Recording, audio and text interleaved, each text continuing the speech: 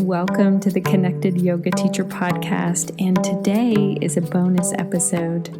If you're new here, I'm your host, Shannon Crow. I'm a mom of three, I'm a yoga teacher, and also a trainer and consultant who works for yoga teachers.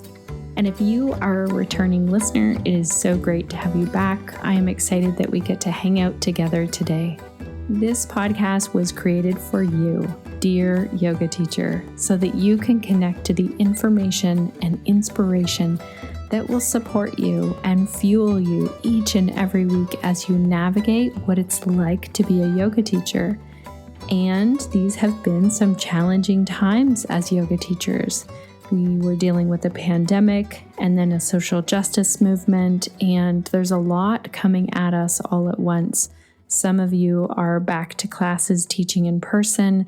Some of you are still teaching online. Some of you are taking a break. And a lot of you have been asking questions and looking at how yoga and anti-racism really work together. And I'm excited that we get to talk to Michelle Johnson about this today. This was originally done as a Facebook Live video in our Connected Yoga Teacher group. If you're not already a member, come on over and join us. Sometimes we have monthly live videos. Sometimes we have spontaneous ones. There's a lot of discussion and help in there for yoga teachers. So to find that, go to theconnectedyogateacher.com. That's our homepage, and look for the join button right at the very top. And a little backstory, our live monthly show is sponsored by Offering Tree, which is an amazing company that helps you to build a website in a hurry. So if you don't have the time or the tech know-how to put together a website that is on a platform like WordPress or Squarespace or Wix, something like that, I highly recommend that you look at Offering Tree. I love how they take all of the decisions that you would have to make about a website and really pare it down so you can choose your colors, choose your photos, choose your name, all of these small details that make the website yours, but they take away all of the complex issues about making a website. And if you go to check out Offering Tree and you think, yes, this is definitely what I need, I have a code for you so that you can save 50% over 3 months. Go to offeringtree.com/Shannon. And I'll make sure that there's a link for that in our show notes as well. And I also want to give a huge shout out of thanks to Offering Tree, because when we went to do this live, everything was happening with Black Lives Matter. And I reached out to them and said, I really want to pivot. I don't want to be the person being the expert in this week's live show. I'd really like to have Michelle Johnson in to talk with us. And they said, yes, of course. You will hear in today's episode Michelle Johnson and I talking near the end of where you can donate to. And I was so impressed because I talked with Offering Tree about this as well, because they are a Twin Cities-based company and they had a whole blog post ready to go talking about how they as a company were grieving the killing of George Floyd, and here is how you can make a difference. Here's where you can donate. Here's where you can find other information. And so I'll also make sure to link to that in our show notes. I want to give a huge shout out of thank you to all of you who sent in amazing questions before my talk with Michelle and during as we did this live. Your questions really made this episode something that I learned from, something that I've gotten a lot of feedback from. And so I'm so excited that you get to hear the whole thing here today on the podcast as a bonus. So let's dive in and hear the live conversation that I had with Michelle Johnson all about yoga and anti-racism. Welcome, Michelle. It is fantastic to have you here today. I really want to thank you for your time coming in to talk to our Connected Yoga Teacher group, because I know that this time is really busy for you, and also I'm guessing a challenging time. So I wanted to do a check-in first just to see, how are you doing today? Thank you for inviting me to be on the show, and I'm doing okay this morning. Sometimes it can take my body a while to, or my spirit a while to catch up with what is going on, and it's been really busy. So yesterday I wasn't feeling that great, and I'm feeling all right today. thank you so much for being here. Your time is really, it's great to have you here to answer some questions that yoga teachers have been having, to talk to us about what we as yoga teachers and yoga studios can do moving forward. So I want to do a little introduction. For those of you who don't know Michelle already, Michelle Johnson is a social justice activist, an author, an empath, a yoga teacher and practitioner, an intuitive healer. And also, as a licensed clinical social worker, Michelle has a really deep understanding of how trauma impacts the body, the mind, the spirit, the heart. And her awareness of the world through her own experience as a Black woman allows her to know firsthand how privilege and power operate. So, Michelle has over 20 years of experience leading and dismantling racism.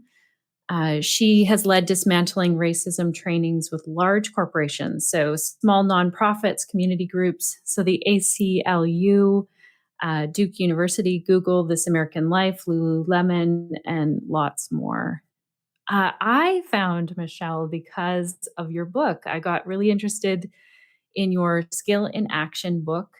It was Shara and Maria of the Live Like You Love Yourself podcast. I talked to them last week and they told me that you're a person to connect with for sure. They were really excited about your work. So you wrote that book in 2017, is that correct? Yeah, I self-published, so it came out in 2018, but I finished writing it in 2017. Amazing. And you're based in Winston-Salem, North Carolina. Is that also Mhm. right? Yeah, I live in And so Winston-Salem.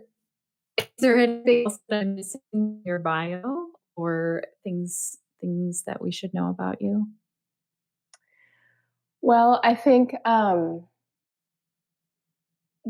thing given the time we're in right now is that, as you read in my bio, that I've been doing this work of dismantling racism and systems of oppression for a really long time. And then within yoga spaces, I've been teaching yoga for 11 years. So within yoga spaces for longer than the book has come out for, right? Longer than the last 2 years. I was doing this work prior to that. And what's happening in this particular moment is it feels like, because of the amount of requests I've gotten over the last 2 weeks and interest in the book and booking me to come lead a workshop, that something's happened in the spiritual community in the last week. Of course, a lot has happened in the world. And so I just want, folks to remember that we're coming to this space with different emotions, feelings, lived experiences that define how we show up in this particular moment. And that some folks have been very awake to what has been going on for a long, long time. And we're also in this moment where there's clearly an awakening happening, a reawakening. I'm not sure which, maybe both. And so I just want to name that. And for folks to honor the people that have been most marginalized by systems, have been leading work to dismantle systems of oppression. Like, this isn't new. And so to honor those folks as people are learning, right, and trying to Right. understand what's going on in this moment. Yeah, I was actually thinking about that this morning. Is it frustrating to be like, I've been doing this work for 20 years and now my email's full and everyone's wanting me to speak or do workshops. Okay, like what does that feel like? And how could we approach people like me as a podcaster? I'm like, oh my gosh, I heard about you through other people, which is generally the way I like to pick guests for the podcast. But I also, I was kind of reluctant to reach out because I knew your inbox must be full. Hmm. Hmm. Well, the reality is it was full prior to the moment too, right? Right. So um, I don't feel frustrated at this particular moment in time, although over the last couple of weeks I've had moments of that, because I don't want people to have to die for people to wake up. And Right. I think that is what happened, and many people died, right? And we're also in a pandemic, and so the moment it's different in some ways, and then some things are not different at all. um, some things are new for us, and we're having this global experience of a pandemic, and police brutality continues, and Black bodies continue to not be valued, right? And so that's not new. And so I've had moments of I think curiosity more than frustration around um, why it takes people dying for people to raise consciousness about what is actually happening. Mm-hmm. So I don't. I think that's what I'm curious about and sitting with, and like, what about us as humans? What in our psyche like makes us not awaken to things that are happening around us and that people we're in relationship to, and just to see what is really going on. And I have some thoughts about that, but I've just been sitting with that because my fear is that people will go back to sleep, will forget, right? When because we can't stay in this place of crisis or sort of this level of intensity forever. It can't sustain itself. I mean, the nervous system's like that too individually. It can't sustain intense sensation and crisis forever and ever. So that's what I mean when I say we as a collective, we're not going to stay in this exact moment and the intensity of it in the same way for the long haul. And so I think there's a risk then for people to go back to sleep and back into their lives and to forget. And then that means more people have to die for people to remember. And that's the cycle I want us to break. Right. So tell me well, first of all, it almost feels like to me, I don't need to explain why we as yoga teachers and yoga studios, why this is an issue for us. But in case there's someone out there saying, you know what, like I, I, I don't see how this relates to me as a yoga teacher or as a yoga studio. What do you sort of say to that, first of all? Well, um, in my own practice and understanding of yoga, part of the practice is about revealing the causes of suffering and the nature of suffering so that we can then break patterns and find some liberation. And that is what we are doing in this particular moment as a collective. We are trying to dismantle systems and break patterns and uplift truths, right, and reveal patterns so that we can create conditions for liberation. So I can do that individually as a yoga practitioner. As the collective, the world's turning, right, is doing that right now in a really profound, poignant way. And so that is the link for me. And certainly there are many people who have access to yoga spaces where they're not talking about I mean, at this moment, maybe every space is, I don't know, but prior to this particular moment, there were many yoga spaces that were not centering what was happening in the collective and the culture. And sometimes inviting people to escape from that. And I don't think that's possible given that yoga is about connection and acknowledges there's no separation, right? And so if there's no separation, then that means I need to see what's going on for me, and I need to see what's going on interpersonally with others and in relationship to the planet and the collective. And that means that I need to see the ways in which I'm suffering and perpetuating suffering so that I can then understand how to create spaces for liberation for myself and others. Because yoga also suggests that we are connected in that way, right? We have shared humanity. Right. And that's why I think it's important and relevant.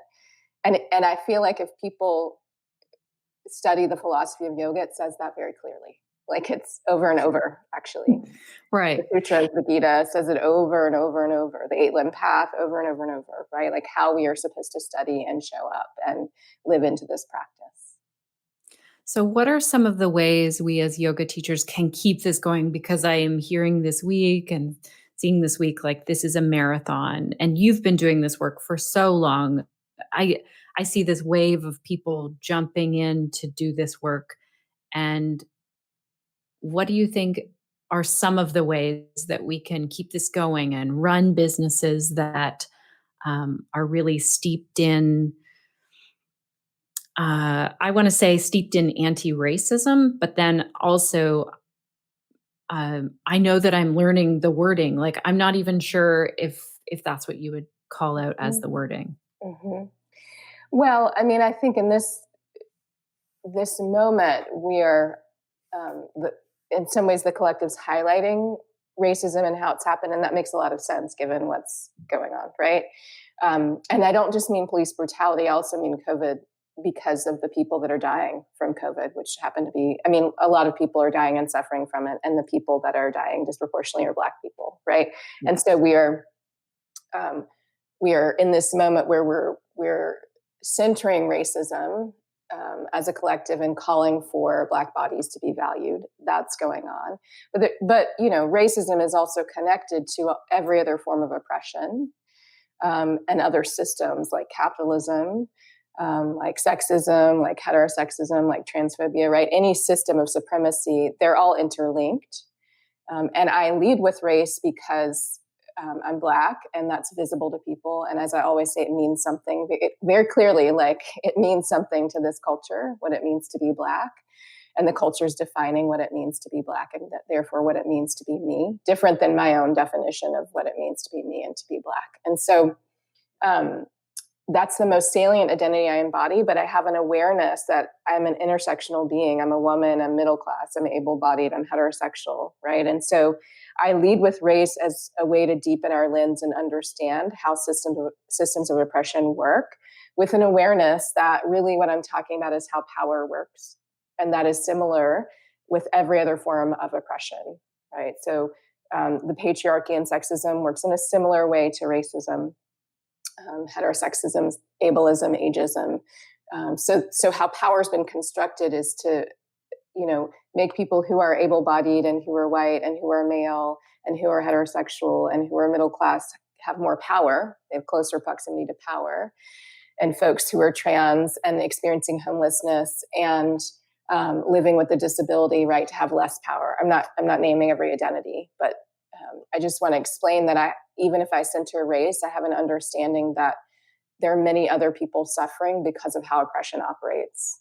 And I would say, right, yeah, to yoga teachers or business owners, that part of what I think would be helpful is to understand how capitalism affects whether or not we are able to live into our humanity, and what yoga is and what yoga means. I would just offer that, like, sit with that question of, how does capitalism play out as you are actually trying to live into yoga and the values of yoga? Because often capitalism will make us at odds with our values and our humanity and what we actually know to be true. Do you think that generally yoga teachers think, oh, well, that already my studio is that way. You know, I see people as equal. I care for the planet. Like, some people will name it as spiritual bypassing. I don't know how to define it, but I feel like yoga teachers feel like sometimes there's this, and I'm like putting all yoga teachers into a big bucket here, of we're doing the work of, you know, we're all one, but you're saying it is there. And I think that and that's maybe that part of like seeing something that we couldn't see before. So can you give us an example of how maybe that's showing up, that capitalism? Well, you know, I was interviewed yesterday, and I said, I don't own a studio, but I am a yoga teacher, and in some ways making a living from that, but also making a living from leading race equity work too, with organizations, right? And so I don't know what it's like to try to keep doors open of a studio. I do know what it's like to try to sustain myself as I do this really challenging work and freelance, right? So I do know that experience, and that it's not easy.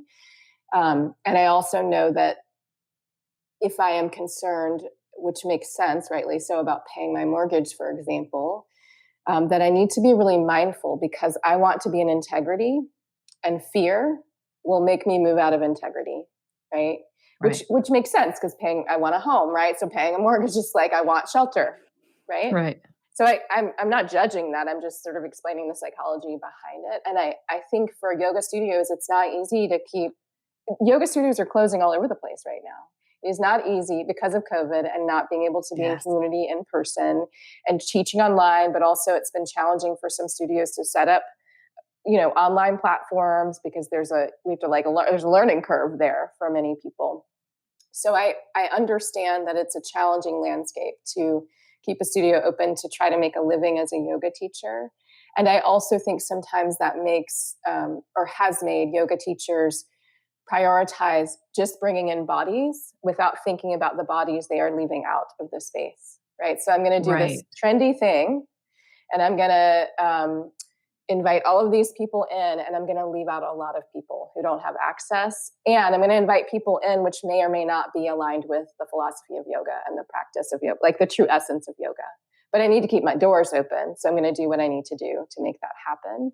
And again, I'm sort of just explaining how I understand this. I'm not judging, like, or I hope I'm not. I'm just explaining what I think goes on and what I've witnessed. I've worked in many yoga studios, right? Yes. So like I need, 40 people in my class so that the lights can stay on in the studio. And so, I mean, I've seen that and witnessed that. And I also think that, speaks to wellness and the industry of that and who's prioritized in that and who's not. So it's not as if we're just talking about yoga teachers or movement teachers here. And so I would just invite teachers to think about how they can be in integrity. Like what does it mean to be in integrity as we live into this practice of yoga? You've brought up something here, the people that we're leaving out, and I know that yoga teachers are in no way trying to do that. They want everyone to come to yoga. A small example of this is I was talking to a yoga studio this week who said we got called out for having all white people on our website, that we're not being inclusive. And then they wanted to revamp some of the images on their social media and on their website or add to it. And then there was this pause of like, I don't know how to do this because it feels like it's then tokenism. Like, am I just pulling a picture of a Black woman onto our site can you speak to that a little bit of how we can go about this work of kind of bringing people in, making them feel like, yes, I am welcome in this space in different ways? Well, what I'll name is that in this moment, a lot of yoga studios are asking, how can we be more inclusive? In response to what is going on culturally and how that's showing up in yoga spaces, right, or online spaces at this moment in time because of social distancing. And some yoga teachers have had that question for a very long time. And it's not a quick fix. That's what I want to say. And so the moment that a teacher or a studio owner is saying, I got called out for this thing, we're an all white space or perceived in that way, right? Mm-hmm. And I want to make this be an inclusive space. Creating an inclusive space is different than making it look like it's a space that's inclusive. Right. So it's right for that teacher or studio owner to pause to say, something feels misaligned about me, either getting stock photos or having a photo shoot with people of color that may or may not be in my studio and paying them to do that photo shoot and then put them on the website. Like, right. If there's uneasiness in that moment, don't do it. Like, that is not the fix. Right. And we as yoga practitioners know in our bodies often know when something is misaligned, right? When something is off and there's a question, right? And I don't know if I should be doing this. I would say then probably not, right? Probably not adding people, because that is tokenization and it's not true culture shift and it's not inclusivity, because inclusivity is really about engaging multiple perspectives, lived experiences, people with different identities, and allowing them, in particular marginalized identities, and allowing them to shape the culture of the space. So there's a website that lives on a computer, right? That certainly affects culture, but different than a space where people feel welcome. All different people feel like this is a space for me. I see myself represented here. I understand why the studio is focusing on inclusion and liberatory work or creating liberatory spaces. The studio has made a commitment to make this be an ongoing conversation, an ongoing process. That is much deeper and actually much more difficult than adding people to a website, a diverse group of people to a website. And what is happening right now is there's frenzy. There's a lot of frenzy. And in particular, I've noticed this with white teachers and people over the last 2 weeks, because that is a lot of who is contacting me to say, I need help doing this thing, This is my work. This is what I do in the world. Although I don't just work with white people or white yoga teachers, and my work is about liberation and creating culture shift and inclusive spaces. And I feel like that urgency is, we are living through horrific times. So it makes sense that people feel urgency. And I also feel like there's a risk for people to make a lot of mistakes because we don't know what we don't know. And if a white yoga teacher has always had the experience of feeling welcomed in a yoga space, then they have no idea what it's like on a cellular level to be in a body that has not been welcomed into yoga or movement spaces. And so the idea that I don't have any idea what this feels like, but I'm going to fix it, a lot of mistake making will happen in that moment. And so I just want to offer, this is where our practice comes into play. If we're truly practicing, then we're going to be mindful as we decide how we want to respond and create inclusive wellness spaces. If we're being reactive, we're going to be in the urgency, which it is urgent, to be very clear, and it has been urgent, and we're going to be wrapped up in the frenzy, and we may actually harm people more who've been marginalized from the spaces we create or trying to create. So I just want to caution people. And it's hard to balance out mindfulness and urgency. And I just think this is where practice comes in. I feel like the practice calls me into really witnessing and noticing, even if it's for a moment, right? To notice that uneasiness about what I'm about to do, to pause me and say, do I really need to do this? You know what I said at the beginning about the website. So the web, what you were saying about adding people to the website, is this an alignment? Right. Someone is asking in our comments here, should I let the fear of making mistakes stop me? It has. So I've heard from so many yoga teachers this week of, I want to say something, but I'm afraid I'm going to say the wrong thing. I want people to know that I stand right now with Black Lives Matter, but I also, as a white person, have no idea what to say or haven't been having this conversation, or I'm new to it or whatever. And so they're afraid to make those mistakes. Do you have any thoughts around that? So one thing that I understand about whiteness, and this is true of other systems of supremacy too, what I understand about whiteness, one thing is that the conditioning that happens and what we're internalizing is that we need to be perfect.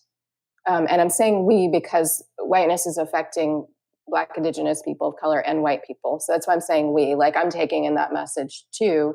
I'm also taking in the message that I'm imperfect, that I'm abnormal, right? I'm taking in these negative messages, but the culture is saying it must be perfect. And I just want to say it's not going to be perfect, and it's going to be messy, and you will make mistakes. And I'm just suggesting, let's be mindful as we take action. And then if we make a mistake and we're aware of it, or someone brings it to our attention, can we practice being in a space of deep listening to what they're saying, especially if they're marginalized and we are not? And then can we acknowledge that we caused harm? And can we commit to do better next time? And can we know that we might make the same mistake again? Mm-hmm. It's that is this also feels like spiritual practice to me too. It's it's ongoing. There is discomfort. We will learn as we go, right? We will shift who we are as we learn.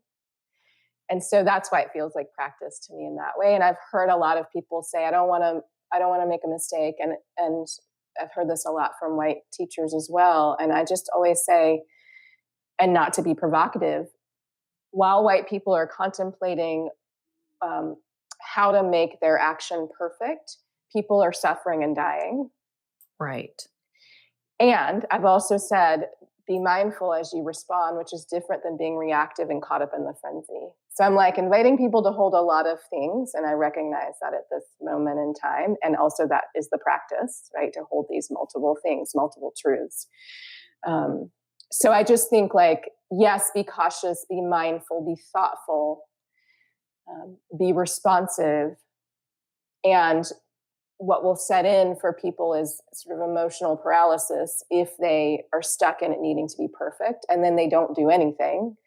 which privilege actually allows people who have closer proximity to power to not do anything anyway. Mm-hmm. Except we're like suffering, our humanity's suffering if we don't do anything. So that is what I would offer. Like, it's real to be afraid of making mistakes. And part of that's cultural conditioning from dominant culture. And part of that is it's just believing it needs to be, there's one right way, and there's not. Right. You're not going to give us a checklist of like, do this, and do this, and do right. this. And oftentimes that's what we want. We want the quick fix. I understand these thoughts, and our chat is full of other teachers feeling the same thing. Like, we want to take action. We don't want to just sit by. And I'm up for making the mistakes. I've been making some fumbly mistakes, and I just keep saying, call me out on it, please. I'm here to learn. So one other person had written an email to me saying they're struggling as a yoga teacher to hold space. Mm-hmm. So to hold space, because we're not even in the same room together, most of us yet, also feeling just so weary right now. I think the news of COVID and being in a lockdown and dealing with the pandemic, and then on top of that, the news of the suffering of humanity right now. And this person is saying, you know what? I'm not interested in Michelle addressing my white guilt, but it's definitely happening. So this is a conversation. There were some people who were very vocal about this, maybe on their Instagram stories or in their Facebook groups, crying and being really emotional as white people, feeling the guilt, and then being called out for doing that. I'm wondering what your thoughts are on that as we work through the different emotions that we have. Well, when I would lead, and I still do, dismantling racism trainings, there was a colleague I worked with for many, many years. We often worked in biracial training teams. And so this colleague I'm referencing is a white woman. And she would talk about guilt and shame, and when white people get stuck in that space and don't move from that space, that then suffering persists. It's like, because to actually dismantle this system of racism in particular, white people are going to have to dismantle that. I'm dismantling something different in response to racism being in place. But because like Black, Indigenous people of color didn't create racism, and we didn't create white supremacy, although we're living with it, and certain things manifest because of what we're taking in, that white people will have to decide to dismantle this. So if a white person is stuck, which is different than noticing guilt or shame, but stuck in that place and unable to respond and overwhelmed, and then unable to really connect with what is going on in our culture, in our world, in our communities, that actually can cause more harm. Mm-hmm. And I'm not talking about the nervous system being overwhelmed constantly, just to be really clear with people. I am saying that Black, Indigenous, and people of color need white people to do their work, and that guilt can get in the way of doing work. And it can be a place to hide. And it is a natural, I think, part of the process of like consciousness and learning, guilt and shame. And I feel like there are so many resources right now. There are white caucuses, there are articles, there are white yoga teachers who are talking about this. So I would say that although I work with white people all the time in this work, as I named, and Black, Indigenous, and people of color together and separately, I would say that, if you're a white person feeling guilt and shame, try to process that with another white person. As the person you offered the comment from said, I don't want Michelle to like have to hold this, right? And I don't feel like I am. I'm just responding to it. I would say to find those spaces with other white people where you can be vulnerable and share what is going on for you, and talk about how you move through guilt and shame, so that then Black, Indigenous, and people of color are not having to hold that and respond to racism in real time, right? And white supremacy in real time. So I would offer that. And I would also say that I was a therapist for a long time, and I worked a lot with people who experienced trauma and felt shame.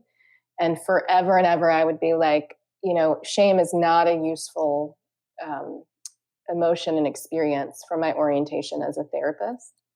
Mm-hmm. And when I think about whiteness, though, as a system, I actually do wonder, and I'm using that language on purpose, if it is important for white people to feel shame related to our history, um, and ancestral history, right? And how we came to be and how we came to be in this particular moment.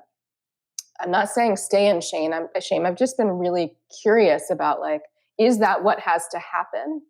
Is that what's happening now? Are white people like, oh, right, like I witnessed, another Black man be murdered by the police, or I read the article about a Black woman being shot in her home, right, for no reason, right? Like, so I'm just wondering, is this a response that's like shame and then like alarm, I need to do something? And I don't know that. I'm really just in a place of curiosity about this. So while I don't think that internalized shame is useful, I do wonder if shame is a natural response when we think about history. Right. And who's been That's assigned power and who's not. That's a really good curiosity to have right now. I know that I definitely felt, uh, that guilt or shame. And then I think you're right. I think, well, I can only speak from my own feelings, that it did feel like it fueled action, maybe fumbly action, maybe like, I don't know what I'm doing. Um, yeah. And a lot of contemplation. I like that you're looking at, maybe there's some use for shame as an emotion, or that guilt. Someone asked, how does yoga specifically address guilt and shame? Well, I am a trauma informed practitioner in general, in every space, not just yoga spaces. And what I understand about trauma informed yoga and how it originated is in response to trauma that we've experienced in our physical bodies, or emotionally, right? Or mentally or spiritually. And then we wanted teachers to be really mindful of what has happened to the body and the spirit, and to teach in a way that can hold that trauma and respond. And along with trauma, guilt and shame can show up, in particular shame. And that, trauma informed yoga has been, in my mind, really individualized. And I'll say something more about that in just a moment. But it's been about the individual experience of trauma that someone has had, and then how we respond to the nervous system, right? Which includes, how do we respond to shame that is embodied, right, and has been internalized, and how do we teach people to move through that? And how do we move slowly enough if that's what people need? Or how do we activate, right, if that's what people need? Because people need different things in response to trauma. So I would say yoga as a practice is a healing practice, not only for us individually, but also collectively. And part of what we are trying to heal as a collective, which is very evident in this moment, is the guilt and shame related to history, as I named, is the trauma that Black, Indigenous, and people of color have experienced, are experiencing, on top of the ancestral trauma they embody. And so I feel like yoga as a movement practice, as we study yoga, as we meditate, as we change the way we breathe and practice pranayama, I feel like all of those things are to both allow us to witness, to change our thoughts, to calm the nervous system again if that's what it needs, to activate it if that's what it needs, right? To connect with the heart and to move through emotions, including this response of shame, right, which can be an emotional experience. What I wanted to say about trauma-informed yoga is that, and we see this, we are in a moment, have been, of cultural trauma. But the pandemic has made that very clear, I think, for people, because we're having this shared experience, although we're experiencing it in very different ways. We're in a moment where, as I've named, all over the world, people are like protesting and calling people to value Black bodies, again, in a way I have never, ever seen. I'm almost 45. I've never seen this in my body, in my lifetime, in this lifetime. And so there's a moment and acknowledgement that trauma has been happening, right? And now we can, like, something's activated and we can see it. And so I want trauma-informed yoga to actually respond to cultural trauma in addition to individual trauma, the traumas we embody. And so that is why I said it's very individualized in that way. Like, what does Michelle need based on the individual trauma she's experiencing related to racial trauma, right? I'm experiencing racial trauma, and so is every other Black, Indigenous, and person of color in different ways. And so what does it actually mean to have a trauma-informed practice that speaks to the cultural trauma we're experiencing? So that's why I just wanted to explain why I said it's like very individualized. And actually, I think there's an opportunity for us in this particular moment to talk about cultural trauma. Right. Is there anything that you can see that our yoga teacher community could be offering in terms of that cultural trauma um, to aid in? Mm-hmm. Yeah, a question that I invite people to contemplate in my movement classes and meditations is to think about how the external world is affecting them internally. And I'm asking everyone in the room to think about, and it sounds very simple, but it's not, because I'm saying, what is going on outside of the room? And if I said that in an online class today, people are thinking about COVID, they're thinking about police brutality, they're thinking about spaces burning, they're thinking about defunding the police, they're thinking about all these, right? It's like, I don't have to say much more than Right. how is the external in affecting your internal body. And then we are having an experience in this moment where all of us are being affected in different ways. Like, I would just invite teachers to start to say that and to sit with that question, because it's not simple. It sounds simple, but it's not, because so many yoga spaces have not invited people to bring in the external, which is always alive in the room anyway. Like, it's always there. I'm inviting people to bring attention to that. How are you holding this in your body, right? How are we holding this as a collective? And these are just questions I'll like call out into the space. And I know people are sitting with them and both wondering where they're coming from, but also like, oh, I haven't necessarily thought about this before in my seated meditation, right? Or tabletop position, or whatever position, right? I haven't thought about it in this way. So that is how I feel like teachers, one way they can address it. I also think I'm writing a second book about collective grief and cultural trauma. And so because I think about these things all of the time, and I feel like we can be, as teachers, make spaces for people to grieve, because people are having an individual grief response, and we are having a collective grief response. And that is part of why protest is happening, because anger is connected with grief, right? Like years and years, decades, centuries, people saying, we are not being cared for.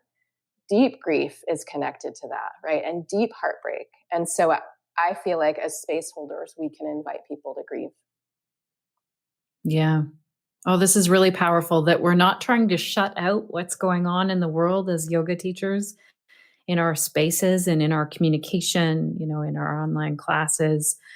And each teacher, I think, will have to figure out how to do that on their own, like in their own unique way, for sure. But I would feel really weird about going to a class right now if it was like everything is perfect in the world. If that was the message I got, I would feel like, am I in a different am I in a different time? One of our teachers wrote in and said, I'm wanting to add a social justice component to a YTTM co-planning. I'm in a small community with very few people of color or Black people, and none of them focus on social justice. So this is the question of like, is it acceptable, or should I, lead this and study books such as yours, or should I pull someone in as the teacher to facilitate this conversation? And this is something I'm hearing from yoga teachers all over. I did an interview that's not out yet, and I said, what do you think we need to be looking at for our YTTs? And this person said, we need more voices, more people of color in our teacher trainings. And I live in a really white community. I'm trying to think if ever there's been a person of color at one of the 200-hour yoga teacher trainings around here. I don't think so. So what do you think about, do we have that conversation, or do we pull someone in? I think that you can do both. I think you can invite someone in, and when I went through teacher training, it was 2009. And I didn't really hear social justice being centered at all. And over the last few years, I've heard more and more people within the yoga community, within wellness spaces, talking about social justice and how to center it. And so I'm saying that because I feel like there are more people now who can be brought in, who have a social justice lens, who can share that in their teaching.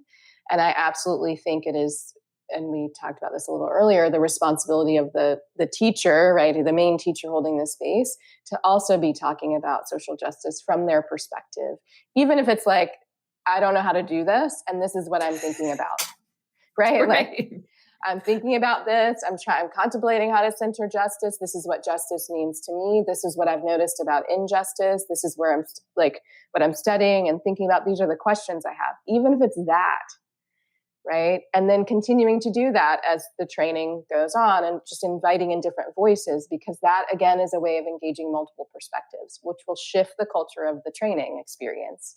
And we know this because many trainings are set up with teachers. Some are, I mean, many I've been part of are set up with teachers from very different lineages, so that students are exposed to people from different lineages.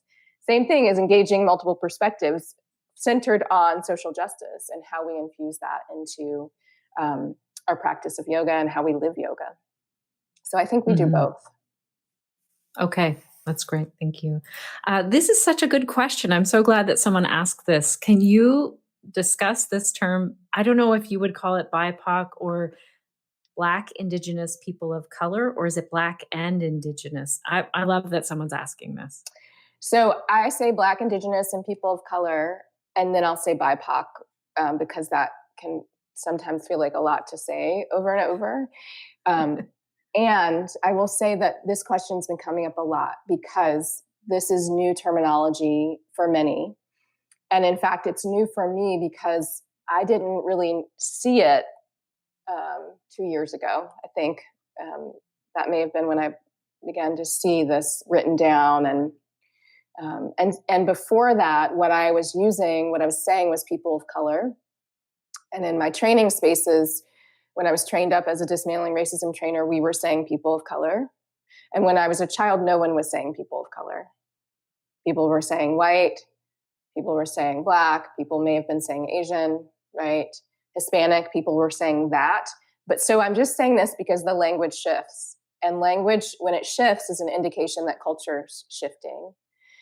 And it's one of the indicators, right? Because language is so tied to culture.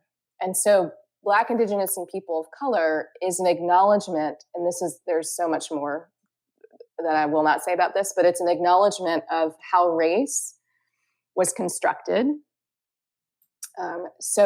Earlier I said white people created white supremacy and racism, and we'll have to dismantle it. Part of that creation was to create a hierarchy around race and was to construct what race meant. And the reason that we know this is because not all white people became white at the same time. And there's some resources on a website called dismantlingracism.org. There's a whole history of the race construct. There are a ton of articles. There are a ton of resources. And it outlines like how race was constructed, this history, and who was positioned to have power then. So the hierarchy has white at the top. I always have to say, this is not what I believe. This is how race was constructed. Right. White is at the top of the hierarchy based on how it was created, Black at the bottom. Indigenous people were not represented on the hierarchy because of forced assimilation and attempted annihilation of Indigenous people. And this is why in certain parts of the country, the narrative about Indigenous people is they are extinct. That is what I learned in Virginia when I was a child. I knew that was not true. I mean, especially there, knew that was not true, right? But that is what my history teacher was telling me. So, Indigenous folks can be made invisible in so many ways that feel very different than my experience of racism. And I work very closely with a colleague who's Okanichi Indigenous, and she talks about this, like the narrative that her culture's dead, right? And that she's extinct. So we say Black because Black's at the bottom of the hierarchy. Indigenous next, because Indigenous is not represented on the hierarchy. So it's been made invisible by whiteness. And other people of color, so we say in people of color, are moving between those two fixed points of white and black. So we are acknowledging that Black, Indigenous, and people of color are having a shared experience of systemic racism, while also trying to name the ways in which being Black, because of that hierarchy, and being Indigenous are different, that we were just positioned in a different way. And again, this is how race was constructed. And I love that we're using this term BIPOC, because I think it speaks more truthfully about the hierarchy than saying people of color, because we're not having the same experience, even though we're having a shared experience of systemic racism. Not exactly the same. So that was a long answer, but I just want it to be It's so clear. good. Like, I'm so glad that you also pointed out this website so that we can go and learn. yeah. That's the other exciting part right now. I think one of the biggest things that I have been doing is listening to a lot of different voices, and not getting my information all from one place. Like you said, my Canadian white school had very different information that it shared with me as I was growing up. My white parents did the best they could based in the society that we're in, so we can really dig in and learn. It's exciting that we can do that. This is a longer question, but this person is saying, I'm biracial. I've never fit in anywhere, have often felt fear connecting with Black communities. Despite my light complexion, I've experienced vulgar acts of racism since I was small, but I worry that when I reach out to BIPOC communities that I will be seen as not having a place. Any thoughts on this? So I grew up with a biracial brother, and certainly he's much lighter skinned than I am, and so we had very different experiences, adopted and biracial, different experiences growing up.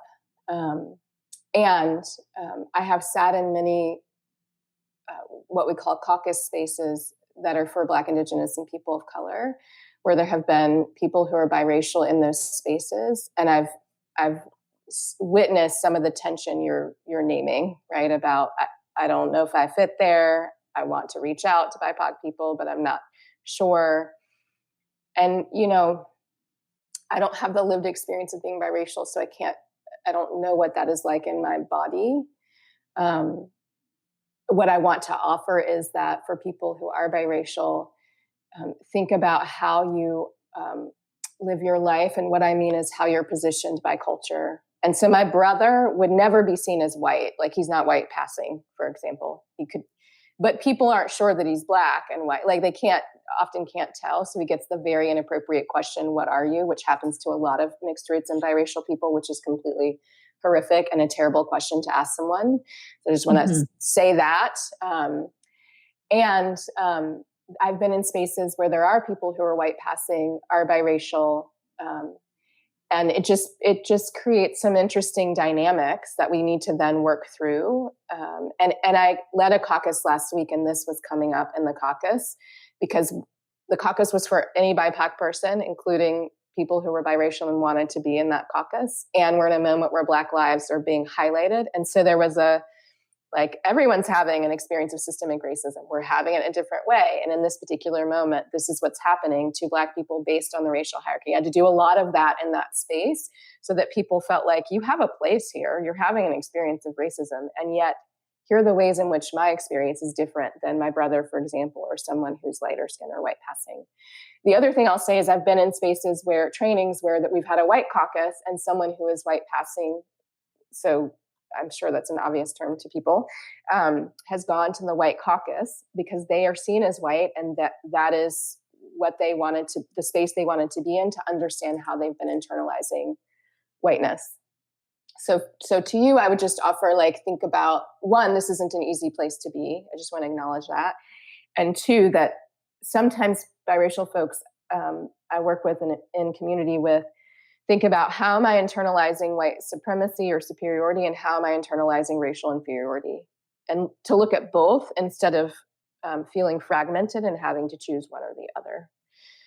And I would say to people that are lighter skinned or white passing or higher up in the hierarchy, to think about privileges that they are given because of that, while people who are dark skinned like me, or even darker than me, are definitely never seen as white, right? And privileges are taken away or never assigned to us based on race. So Again, that was a long answer, but I appreciate the person asking the question. I've been also following some people that are biracial online, and I like hearing this conversation. Like, I like hearing the stories of people of what their experience in life is. It helps me understand a little bit more of um, what someone's life has been like, or the struggles of this, and also people of color right now. Um, I know someone said in the comments, like, and here's the thing with all of this conversation. I've heard a lot of discomfort. I've felt a lot of discomfort. And there have been many yoga teachers who I learn from who have said, we're in this place of discomfort. This is not a bad thing to Mm-hmm. be in a place of discomfort. This is where we learn. Is anything that you would suggest that, okay, if we want to sign up for this marathon and this learning, like, if you were to wave a magic wand and all of the yoga teachers would have sort of this, I know we can't make a checklist for everyone, but like, let's just check in. Are we doing this? Are we doing that? Are there some things, like 3 to 5 things where it's I would say practice being with your discomfort, which the practice of yoga will help you with. There are a ton of resources that have not always been in place. I just want to say, like 20 years ago, there were books on white fragility or skill and action. It's like we have a lot more resources and articles available easily if you can access a computer or a yeah. bookstore or the library. So I just want to say there are a lot of resources, and some of them are mentioned on the website. So learn, like commit to learning. And then there may be discomfort, and then learning some more, and discomfort, learning some more. I would say to notice whose voices are being centered in this particular moment, and how much, if you're somebody who's white or has closer proximity to power, how much your voice is being centered or how much you're centering your voice. And can you bring in other voices, right, who actually have the lived experience of what it means to experience white supremacy, right? We're all living in a white supremacist culture, but what does it mean to experience it? How can we center those perspectives and uplift those voices? And I would say if you're white, to talk to other white people. If you're a yoga teacher that's a Black, Indigenous, or person of color, there are caucus spaces where we can be together for our own healing in this moment. And we need to learn too, right? Because there are many people who are left out of yoga spaces, not just based on race. So there's a lot of work for all of us to do. So I would say that, be with the discomfort, be in healing spaces where you can. Reach out for those resources because there are many, and continue to talk about this and center what is happening, but notice whose voices are being centered as you do that. This is so good. I really appreciate your time. I know that we are, for an hour of conversation, this is really just scratching the surface of things. I know our yoga teachers had a ton of questions. I would encourage our connected yoga teachers to keep putting questions here in this thread or in the group. Let's really continue this conversation. Let's dig into how else we can help. One other thing that some yoga teachers have been asking me, where should I donate? Do you have any thoughts on that for people who want to donate? There's a list that's going around about where to donate, and there's also a list about anti-racism resources the list has been put together in response to this particular moment. So both of those things, it's a Google document. That may include the places to donate, but I also saw another article and document about where to donate. I can share that with you to then follow up with people. Sure, that'd be amazing. And if our connected yoga teachers want to study a little bit more with you, I know your trainings were filling up quickly, but would they go to your website? Is that how they would find you? Yes, you can go to my website. My trainings are filling up, and I'm going to be adding some more trainings.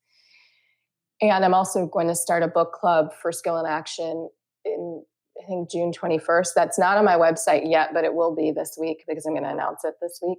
And I've never done this before. I've done book readings, but I've never held a book club myself. I have a book club guide that's free on my website, all of that, but I'm going to actually be conducting this book club. Ooh. So if people are interested, that will be on my website this week. And there are plenty of other ways to connect. Most of it's online right now. I don't know when I'll be able to travel again, but there are a lot of ways to connect.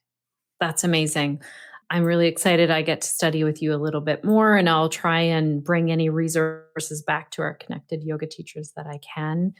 I also wanted to make a note also that our sponsor, Offering Tree, this was, a scheduled Offering Tree Q&A. They're a Minnesota-based public benefit company. And so then they are joining with us, the Connected Yoga Teacher team and others, to really take concrete steps to fight systemic racism. And this is the other way we can find companies that really stand behind this as well. Mm-hmm. Thank you so much for your time today, Michelle. Your words are really comforting. I would encourage everyone to go out and go to the library and get your book or read your book, and we can have more of a discussion here in the group. We can keep the conversation going. Thank you for your time.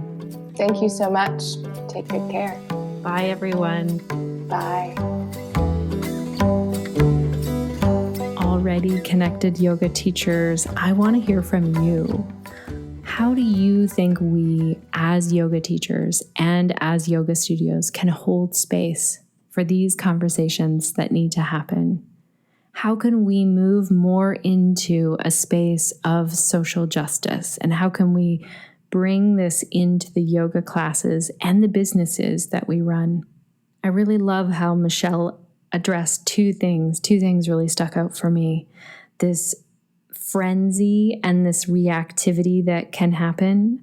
I remember this coming up for me right around the beginning of June. I just thought, I need to take action and it needs to happen right now. And like I said in today's episode, it was fumbly. There were times where I was thinking, I can no longer interview anyone on the podcast except people of color.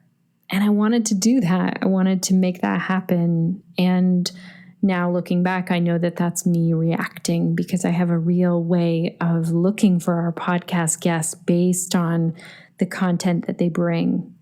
And so I'm formulating a plan and I'm reaching out to people and asking for help and getting uncomfortable and doing this work. And I would love it if you would join me in that. And if you have suggestions ever, let me know. A huge thank you again to Offering Tree, who usually sponsors our monthly Q&A session in our Connected Yoga Teacher Facebook group. And they jumped in and said, yeah, let's bring this discussion. Let's bring Michelle to talk to all of our connected yoga teachers. So a huge shout out of thanks to them. I love to work with companies who are making a difference in the world, who really see the things that are happening and dig in and decide, how can we be a part of the solution? Thank you also to our amazing team over here, Suzanne, Crunch, Nick, and Sinead. You are all so fantastic. I am grateful each and every week for the work that you do. Also, Connected Yoga Teacher listener, thank you so much for investing the time today in this important topic. Alrighty, Connected Yoga Teachers, I am going to sign off now, and I will see you back for our regular episode soon. But before I go, I want to know, what will you be doing this week to stay connected to yourself, your yoga practice, and your community, so that you can share the yoga that lights you up?